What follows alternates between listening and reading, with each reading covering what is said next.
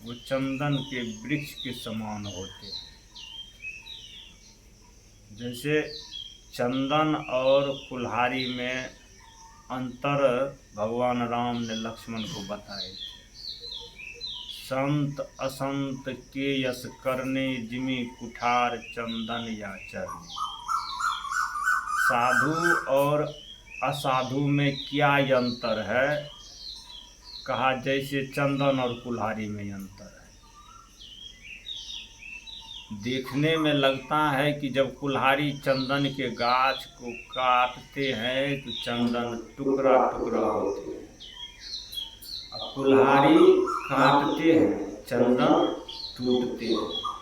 लेकिन चंदन का टुकड़ा टुकड़ा होने के बाद भी चंदन देवताओं के मंदिर में जाते हैं, संत महात्मा के त्रिपुटी पर सजते हैं। कुल्हाड़ी काटते हैं, काटने के बाद जब धार मोटा होता है तो उसको आग में जलाते हैं। आप लोग बताइए नफा में कौन हुआ? काटने वाला आग में गया और कटने वाला पूजा में गया। काटने में लाभ हुआ कि कटने में लाभ हुआ? कबीर आप न ठगिए। कबीर साहब कहते हैं आप किसी को मत ठगिए। किसी से ठगा जाइए लेकिन और न ठगिए कोई। आप ठगे सुख होत है और ठगे दुख हो। यहाँ तक कहते हैं साहेब के दरबार में बदला कहीं न जाए, जो गर्दन काटो आन का तो अपने लोकता। अगर मन में हो कि किसी के गर्दन काटे तो उससे पहले कबीर साहब डिसीजन देते हैं कि अपने काटो। अपने गर्दन काटोगे तो अभी पता चलेगा कि गर्दन काटने का क्या दर्द होता है। वो करके बाद हिसाब खत्म हो जाए। लेकिन दूसरे आदमी को काटोगे तो अभी तो पता नहीं चलेगा, पता चलेगा बाद में। और बाद में जो पता चलता है भारी नुकसान होता है। इसलिए कबीर साहब कहते हैं कि वो बाद में जो भी होता है वो ब्याज समेत होता है। किसी का ऋण यहाँ पर है, अगर अभी दे दीजिएगा तो आपको कम पड़ेगा। अगर साल के बाद देंगे सवैया हो जाएगा। अगर ये आप 2 साल 4 साल 5 साल देर करेंगे तो दूना हो जाएगा। तो दूना देने में आसान है कि 1 गुना देने में। फॉर एग्जाम्पल जैसे 10,000 रुपया आपने मेरा लिए, 10,000 रुपया ब्याज चल रहे। अगर आप अभी वापस कर देते हैं, लौटा देते हैं, रिटर्न देते हैं तो 10,000 रुपया देना पड़ेगा। 1.5 साल के बाद वो रुपया 10,000 से 20,000 होगा, 20,000 से 40,000 होगा, 40,000 से 80 होगा, 80 से लाख होगा। आपका खेत बिकेगा, घर मकान बिकेगा। कई आदमी का ब्याज में देते देते देते घर चला गया, माल मवेशी चला गया, और खुद भी बिक गए लेकिन कर्जा नहीं चुका। इसका मतलब है जो ऋण रहता है, ऋण बड़ा महंगा पड़ता है। ऋण के खाए लार के तपाए, ये देहाती कहावत है कि लार पुआर को जला कर दिया तो तापना चाहेंगे, सेकना चाहेंगे। जब तक में देर में गर्मी आएंगे तब तक में लार बुझ जाएंगे। ऋण से आप अगर घर चलाएंगे तो जब तक घर में आप राशन लाएंगे तब तक में ब्याज दुगना हो जाएगा। कमा कमा कर उसी को देते हो। तो गर्दन काटने वाला ब्याज किस तरह से चलता है। आज आप एक गर्दन काटे हैं तो उसके बदले में आपको 1000 बार गर्दन काटना। एक बार एक बकरे की बलि दे रहे थे, तो वो बकरा कई बार कट चुका था, लेकिन अब की बार जो कट रहा है उसके साथ में 500 बकरा कट गया।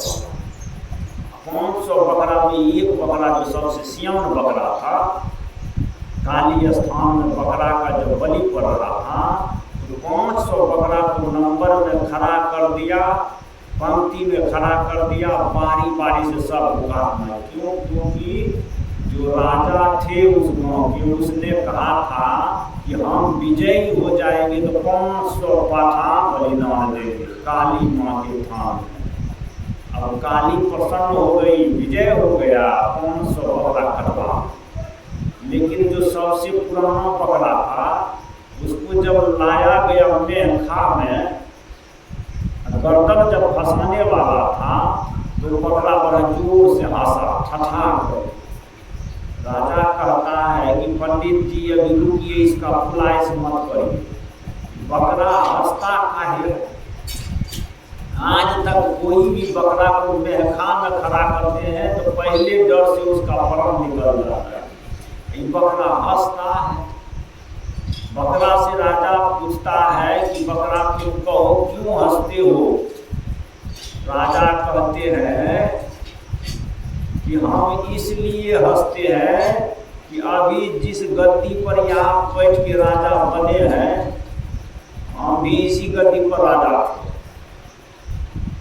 का मतलब कहा कि हम भी कभी आदमी थे और आदमी के शरीर में थे, तो उसी गद्दी पर बैठ करके हम भी राजा बने थे और हम भी काली माई के कबूला करके युद्ध जीते थे।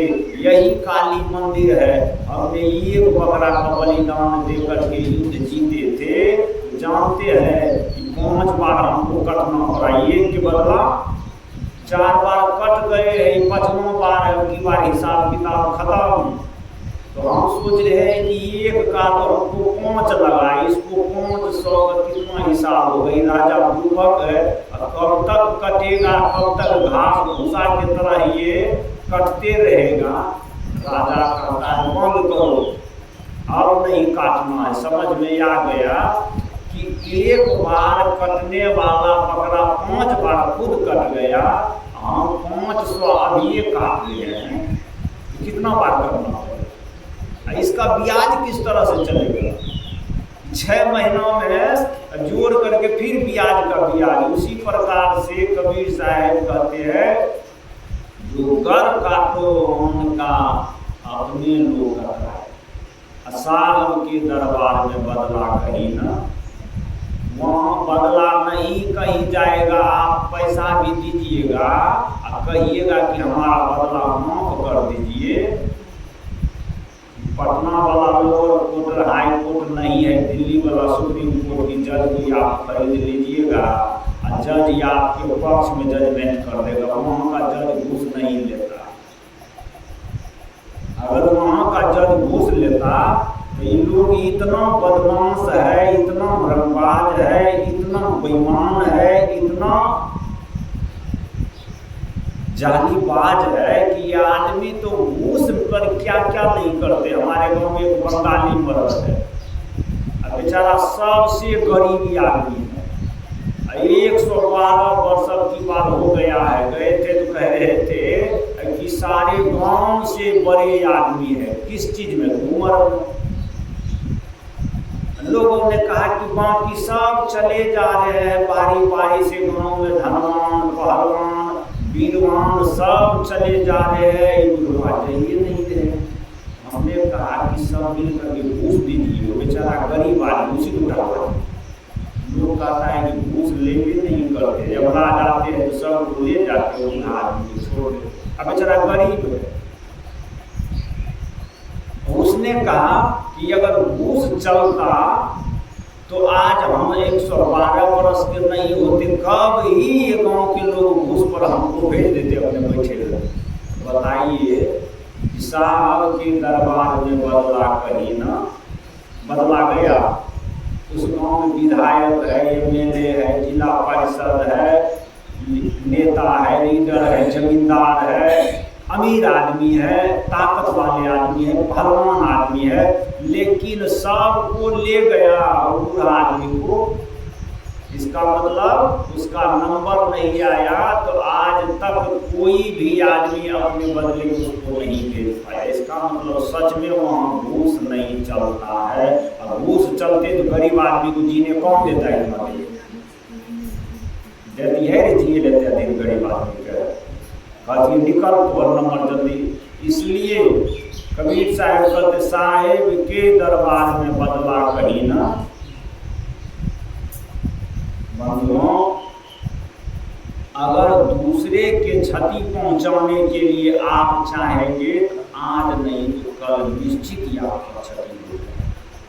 इतिहास उठा करके देख लीजिए, ग्रंथ उठा करके देख लीजिए, जिसने दूसरे के साथ अन्याय किया है उसके साथ अन्याय खुद हो गया है। जैसी करनी वैसी फल, याद नहीं तो निश्चित फल। आज आप मजा मार रहे हैं दूसरे को सजा देकर के, कल आपको इस मजा का सजा भोगना पड़ेगा। एक बार की बात है, एक बाघ को सब गांव के लोगों ने घेर लिया। कहा कि बाघ के डर से कितने गाय, बैल, भैंस सब इस जंगल से भाग गए हैं, मर गए हैं, सबको परेशान कर दिए। सारे गांव के लोग तलवार, लाठी, भाला, फरसा लेकर के बाघ को घेर लिए, राइफल बंदूक के साथ। बाघ बेचारा भाग रहा, भागते भागते बाघ सोचता है कि हम तो जंगल का राजा हैं, लेकिन ये आदमी हम पर भी भारी पड़ गया है। आदमी के पास सबसे बड़ी विशेषता है कि आदमी के पास बुद्धि दिया है और संगठन शक्ति दिया है। तब तो सब आदमी संगठित होकर के बाघ को भी पराजित कर दिए, नहीं तो अकेला कौन आदमी बाघ से जीतेगा। सारे गांव के लोग मिल गए, राइफल, बंदूक तो तलवार लिए, तब बाघ को पीछे से खदेड़ रहे हैं, बाघ भाग रहे हैं डर से। अगर कोई अकेला आदमी चाहे बाघ से लड़ने के लिए, तब बाघ से कोई नहीं जीत सकता। मनुष्य सबसे जीत गया है, क्यों जानते हैं? मनुष्य में संगठन है, सब आदमी मिल जाता है, इसलिए संगठन में बहुत बड़ी शक्ति होती है और संगठन टूटने में शक्ति समाप्त हो जाती है। इसलिए अध्यात्म का उद्देश्य यह भी है कि संगठित रहिए और शिक्षित बनिए, तब आप विकास करिए। तो सारे गांव के लोग संगठित होकर के शेर को भी पराजित कर दिया। शेर बेचारा को भागे पैरा नहीं मिला, शेर भागती भागती भागती कुछ दूर निकल गया। एक उसी मार्ग से व्यापारी आ रहा था जो अनाज की खरीद बिक्री करते थे। उस समय घोड़ा पर लोग अनाज खरीद बिक्री करते थे। उस समय 10 चक्का, 8 चक्का, 16 चक्का नहीं हुआ करते थे, ट्रैक्टर नहीं होते थे। उस समय लोग घोड़ा से खरीद बिक्री करते थे, टमटम लादते थे, बैलगाड़ी लादते थे, घोड़ैया घोड़ा लादते थे। एक घोड़ैया अनाज लाद करके शहर से गांव जा रहा था बेचने के लिए। बाघ कहता है कि भाई आपके बोरा में क्या है? उसने कहा कि कलाई है। बाघ कहता है उजल कलाई, भाई पर भलाई। व्यापारी जो था सत्संगी था और उसको बाघ कहता है कुछ करो भलाई और उजल दो अपना कलाई। तो या कहता है मतलब कहा कि हमको सारे गांव के लोग घेर लिए हैं, हमको मार देंगे, इसलिए तुम एक काम करो, सत्संग में जितना पुण्य होता है उससे दुगुना पुण्य होगा। किसी का जान बचा देना, किसी को रक्षा कर देना, धर्म है कि नहीं? कहा हाँ। हमारे सत्संग में तो यही कहते हैं, जीव पर दया करना चाहिए। महादेव जी की चर्चा में भी कहते हैं प्रथम विधान दया मानना। तो हमको दया आता है, बात आता है, दया आता है तो हमको रक्षा करो। तो सत्संगी था बेचारा, सोचता है कि धर्म करने में कोई हानि नहीं है, लेकिन भाई तुम्हारी हम रक्षा कैसे करेंगे? कहा कि ये काम करो, तुम कलाएं उझल दो, हम ही को बोरा में डाल दो, उझल कलाएं कर भला। कहा कि बोरा में डालेंगे तो इसका मतलब कहा गाँव के लोग आएंगे तो आप कहिएगा हम नहीं देखे, सब लोग चले जाएंगे वापस। गोरैया सोचता है कि भाई बाद में क्या होगा, कहीं बाद में बेईमानी तो नहीं करिएगा, फिर आपसे कौन बचाएगा? अगर आप बेईमान कट्टा हो जाइएगा तब। अच्छा, इस धरती पर सब लोग बेईमान कट्टा, अपने पर जब बीतता है तब दुनिया दिखती है, और दूसरे पर जब बीतता है तब दुनिया हंसती है। यही बात है, जब आप पर दुख आएगा तब कहिएगा बाप रे बाप इतना बड़ा दुख, और दूसरे पर उससे अधिक होगा तब कहिएगा दुख कहाँ है, इतने में घबराता।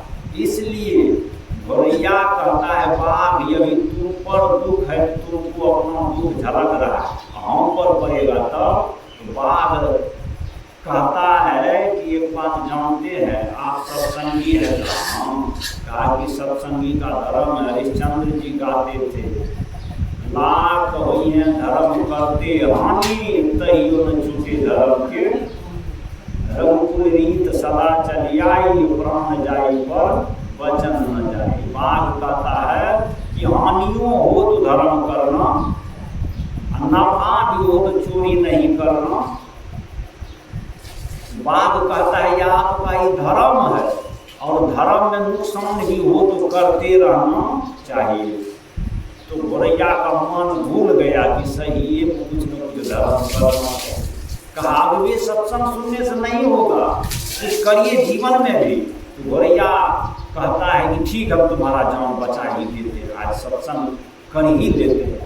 गोरैया अपना उझल दिया कलाए, अब गोरैया अपने बोरा में डाल दिया, बाघ को हो गया भला। लाठी भाला लेकर के गाँव के लोग उसी मार्ग से आए, कहा कि भाई गोरैया इधर बाघ आ रहे थे, हम लोग पीछे पीछे दौड़े आ रहे थे और तेजी से निकल गया, आप देखे हैं? उसने कहा कि हम नहीं देखे। सब लोग वापस चले गए कि अच्छा कहीं चले गए, भाग गए, दूसरा दिन देखा जाए। तो हुआ क्या कि जब सब लोग चले गए तो बाघ कहता है भीतर से गोरैया से कि अब हमको खोल दिया। जब खोल दिया बोरा से, जब बाघ निकल गया तब बाघ है, तब बाघ रंग मानता है गोरैया। कहा कि अब जल्दी फैसला करो। गोरैया कहता है क्या फैसला करो? कहा कि पंचायती करो, पहले तुम्हारा नंबर ही तुम्हारा घोड़ा का नंबर,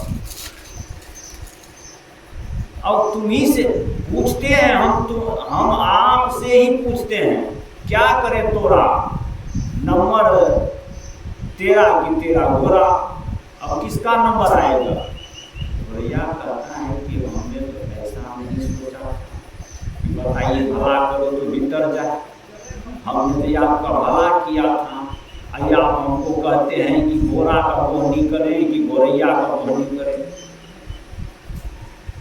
गोरैया कहता है तो सीधी सीधी बेईमानी हुई। बाघ कहता है कि हम बेईमानी शैतानी नहीं जानते, हमारे सामने में कोई पंचायती इंसाफ धर्म है, बढ़िया माने मान छान। बाघ तो बढ़िया हो गया, जब कमजोर था तब पंचायती उसको झलक रहा, धर्म झलक रहा, और जब बाघ बढ़िया हो गया तो धर्म। हम लोग भी जब कमजोर होते हैं तब धर्म झलक रहा, और जब मजबूत होते हैं तब। जब तक निर्धनता तब तक सदवाई, धन हो तो सदुराई। अब अगर साधु महात्माओं को भी बहुत पैसा होने लगता है, ताकत होने लगता है, खुशी मिलने लगता है, तो नीतिविद कहते हैं कि वह भी बोलने लगता है, होश गंवाने लगता है। आप लोग भक्ति में सुनते हैं, थोड़े ही धुन पर्यंत हो बुलाए। जब कल्याण ज्योति को बाबा जस दिए थे तो जस में ही बेहाल हो गए, अपजस हो गए। उसने कालिदास बाबा को ही चीनने से मना कर दिया, तो उसने श्राप दिया कि जाओ और तुमको 14 वर्ष के लिए वनवास होगा, ई कंचन का या कोरी में बदल जाएगा। क्यों ऐसा हुआ? उसको यश मिल गया, उसके गहवर में कोढ़ी आदमी आते थे, ठीक होके जाते थे, निर्धन आते थे, धनी होके जाते थे, बांझ आते थे और बच्चे लेकर के चले जाते थे। जिसकी विवाह नहीं होती उसका विवाह हो जाते थे, तो सब यश मिलता था, लेकिन उसने भगवान को ही नहीं पहचान पाया और उसको श्राप लग गया। इसलिए बाघ जब कमजोर था तब उसको धर्म झलक रहा था, कहा कि उछल कलाए कर भलाई, तब उसको भलाई झलक था। लेकिन जब बाघ मुसीबत से निकल गया, सारे गांव के लोग चले गए, तो बाघ सोचता है अब हमारे सामने कोई है। अच्छा ऐसा बताइए, हम लोगों का स्वभाव है कि नहीं? मौका जब आता है तो हम लोगों को धर्म नहीं झलकता नहीं। धार्मिक आदमी वह नहीं है जो आदमी कि अपने ताकत पर इतराए नहीं। बाघ यहाँ गलत कर रहा है और गलत का पनिशमेंट गलत मिलता है। बाघ घोड़ैया से कहता है बताइए पहले घोड़ा खाएं कि घोड़ैया खाएं? घोड़ैया कहता है भाई आपने धर्म का दुहाई दिया था, हम पंचायती बैठाएंगे। बाघ कहता है बोलाइए पंच कौन आता है? पंचायती किसका होता है? पंचायती होता है ताकत वाले आदमी का। बाघ सोचता है कोई पंच आएगा तो पंचे को पहले कोहनी करेंगे, बुलाओ पंच को। घोड़ैया बेचारा पंच खोज रहा है। पंच कौन खोजता है? कमजोर आदमी। मजबूत आदमी पंच नहीं खोजता है। मजबूत आदमी तो कहता है कि बुलाओ। अब कमजोर आदमी बेचारा चलिए भैया, चलिए बाबू, चलिए चाचा, चलिए अंकल। अब लोग सोचता है कि कमजोर के पक्ष में काहे जाएंगे, बढ़िया आदमी से मुँह देख ली काहे करेंगे, कल हम ही को वो नहीं करेगा, इसलिए बढ़िया की तरफ कोई नहीं बोलते हैं। बाघ का पंचायती कोई करने के लिए तैयार नहीं। उसी रास्ता से एक पंडित जी आए जिसको गिदर कहते हैं, बड़ा चतुर। उससे कहा इन लोग मानस की कथा है, इसको हमें वैज्ञानिक से कोई लेन देन नहीं है, लेकिन जिसके लिए हम कह रहे हैं उसके लिए ये बहुत बहुत सकारात्मक बात है और प्रेरणा के लिए बहुत ये अच्छा बात है। लेकिन लोग इसको वैज्ञानिक दृष्टि से कहेंगे सिद्ध करिए तो असंभव है, लेकिन विज्ञान ही सब कुछ ऐसी बात नहीं है, प्रेरणा के लिए हम समझे। तो गिदर से कहते हैं घोड़ैया कि पंडित जी कहाँ? कहा कि थोड़ा सा मेरा पंचायती कर दीजिए। कहा क्या पंचायती? कहा कि बाघ से थोड़ा सा झंझट हो गया। गिदर कहता है कहीं बाघ का पंचायती गिदर करता है? अब हम तो हैं गिदर, अब बाघ ही अगर रंग बनेगा तो जाएंगे किधर? आप तो घोड़ैया है, घोड़ा वाला है, लेकिन आप जब उसके सामने में मात हो गए हैं तो हम तो ठहरे किधर? और वो अगर रंग बांधेंगे तो हम जाएंगे किधर? पहले तो वो नहीं हमारी होगी, इसलिए हम पंचायती नहीं करेंगे। कहा कि थोड़ा सा समय निकालिए, थोड़ा सा कृपा करिए। गिदर कहता हमको फुर्सत भी नहीं है। कहा क्या करने, कौन इमरजेंसी में जा रहे थे? हमारी जान जा रही है, जानों से जाने से कोई इमरजेंसी? कहा कि हम जा रहे हैं दौड़े हुए, हमको बड़ी इमरजेंसी है। कहा क्या इमरजेंसी? कहा कि जा रहे हैं कुआं में याद लग गया है और उसी में हमारा बच्चा है और बच्चा को निकालने जा रहे हैं। बाघ जोर से हंसा। कुआं में याद लगता है, तुम्हारा बच्चा कुआं में है, तुम कुआं कैसे जाते हो? कुआं में याद लगता है। बुर्बक गिदर कहेगा। गिदर कहता है जब कुआं में याद नहीं लगता है तो बाघ का पंचायती कहीं गिदर करता है। हम कैसे पंचायती करेंगे? अच्छा बताइए बताइए जल्दी जल्दी 5 मिनट में पंचायती करेंगे, बताइए क्या समस्या है? गोरैया कहता है कि बाघ से कि आप ही बोलिए, बाघ कहते नहीं तो ही बोल, हमें फरिए दो। गोरैया बेचारा कहता है देखिए हम सत्संगी आदमी हैं, हम गुरु महाराज को मानते हैं और कहते हैं कर भला होगा भला, करके भलाई देख ले, कर बुरा होगा बुरा, करके बुराई देख ले। भले काम का भला बुरे काम का बुरा नतीजा की भाई चाचा हो भतिया। हमने तो यही जाना है कि भला में भला होता है और बुरा में बुरा होता है, लेकिन हमको भी आज भला में भीतर हो रहा है, अर्थात हमारी सारा होशियारी आज समाप्त हो रही है।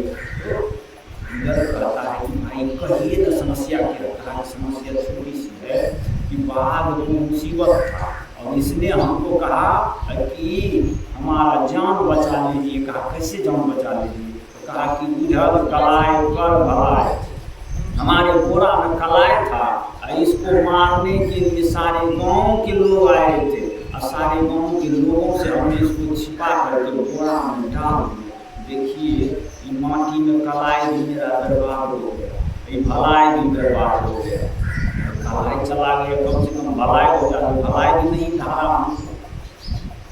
बाघ को कहीं बोरा में डाला जाता है, हमको सिखाते हैं, हम पंचायती नहीं करेंगे, झूठ बात है कि बाघ कभी बोरा में जेबे नहीं करेगा, जा ही नहीं सकता है। भगवान हंसता है, कहता है कि ये तो ठीक ही रहिए बोरा, नहीं एक बार हमको दिखाइए तब समझेंगे, हम पंचायती से नहीं का, हमको विश्वास से नहीं हो रहा, जो होगा नहीं वो कैसे हो गया? बाघ कहता नहीं हम बोरा में तो गेबे किए थे, कहा कि एक बार दिखाइए दीजिए। बाघ कहता चक्कर है बोरा ले जाइए, और बोरा को मुंह दोनों तरफ किया और बाघ झट से उसमें चला गया। गोरैया से गिदर कहता है तो इसी तरह से गया था।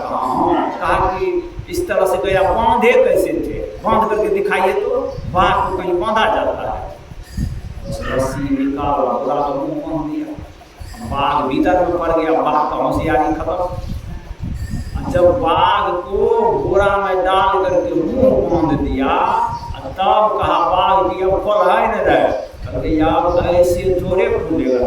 तब कहा कि कैसे इसको आप बांधे थे गधा के पीठ पर? कहा कि पलहरी कस बैग था, चमड़ा वाला पलहरी बना हुआ, कहा कि उसी तरह से लाद दीजिए गधा के पीठ पर। बाघ को लाद दिया, पलहरी कस दिया। बाघ कहता है खोलिए पंचायती करिए। कहा कि अब होगा पंचायती। कहा कैसे? कहा कि पसेरी है, कहते हैं कि आए खबरिया नए खरीदे तो उसका वहनी करे, लगे पसेरी दे पसेरी, पसेरी पसेरी देते रखते बाघ का पसेरी बाहर कर दिया। बाघ उसी में बेचारा खत्म हो गया। बाघ को उधर करके मरले बाघ को छोड़ करके कलाई लेकर अपना भलाई करने चला गया। बोलिए सदगुरु। अच्छा बताइए, जैसी करनी वैसी फल। बाघ का करनी खराब हुआ, उसका भला किया और उल्टे कहता है कि घोड़ा खाएंगी, गोरैया। अच्छा गोरैया बेचारा मुसीबत में पड़ गया, लेकिन गोरैया का मुसीबत कैसे खत्म हुआ? जैसे कोई होशियार उसको राय सलाह किया। मुसीबत कैसे खत्म हुआ? पंडित जी मुसीबत खत्म की। पंडित जी कौन थे? इधर थे, जिसको सारे पशु में सारे जानवर उसको होशियार मानते। तो हम लोगों को भी मुसीबत आएगा तो हमारा मुसीबत कैसे खत्म होगा?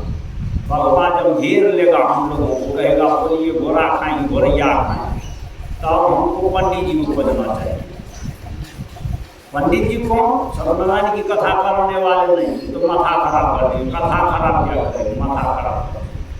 तो हम लोगों को भी उस वक्त सदगुरु की खोज करना चाहिए कि गुरु महाराज आप ही पंचायती करिए।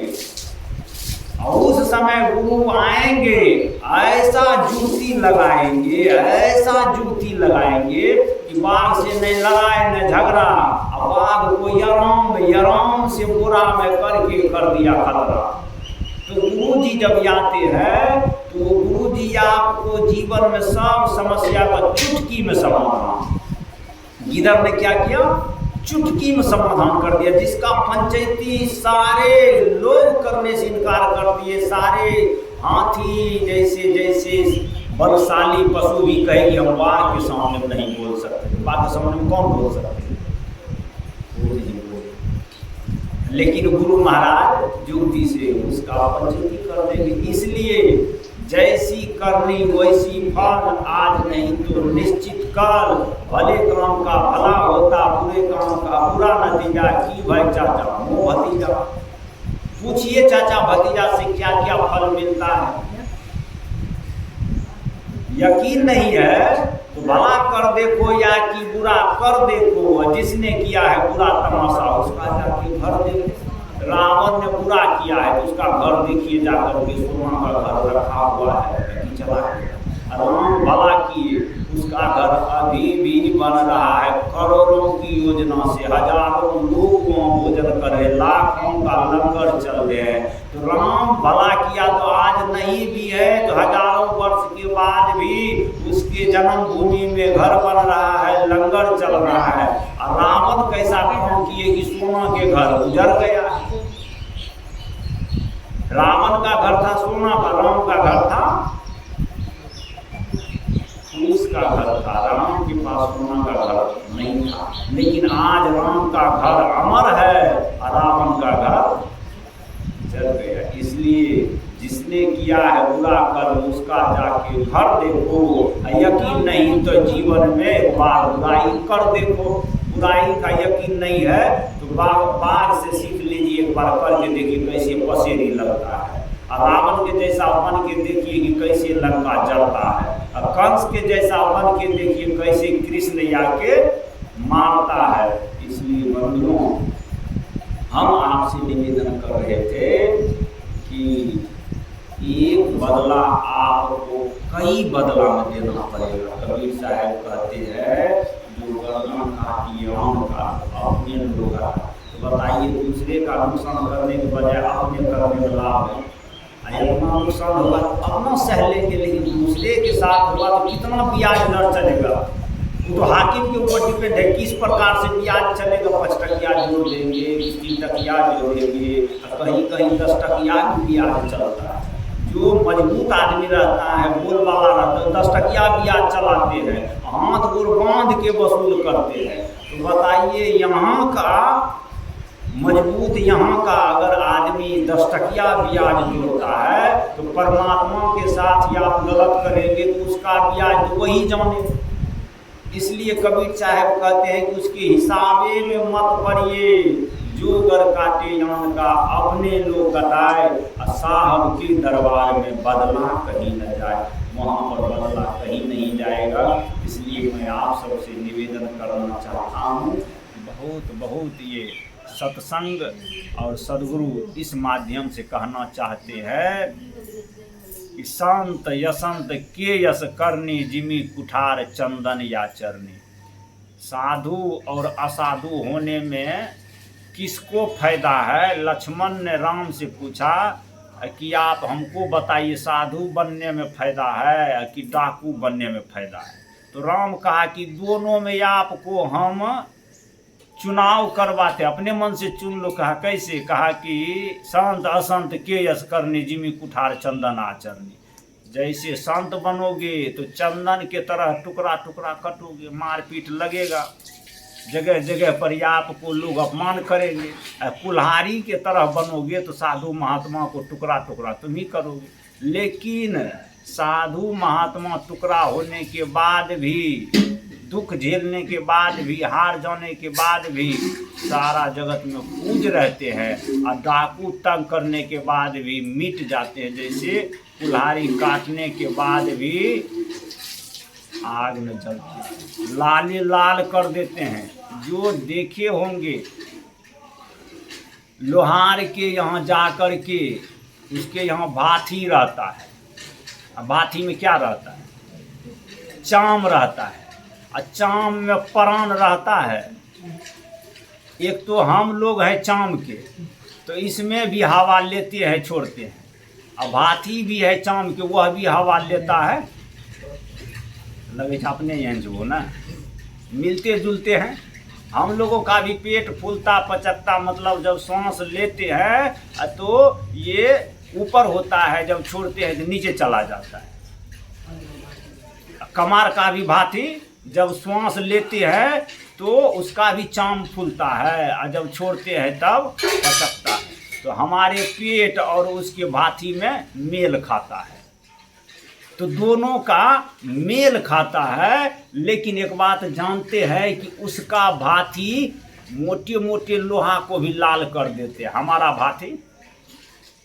हमारा भी भांति अगर इससे जब हवा निकलता है तो इस हवा में अगर दुआ देंगे कि जाइए आपका परिवार जिए, आशीर्वाद दिए, तो समझिए या आपका आशीर्वाद उसको फल जाएगा। अगर इसी से या आपने किसी को बद्दुआ दिए तो बद्दुआ भी लग जाएगा। तो हमारा भी भांति से जब हवा निकलता है तो लोहा भस्म हो जाते हैं। कबीर साहब कहते दुर्बल को न सताइए, जिनकी मोटिया मुए चाम के खाल से लोहा भस्म हो जाए।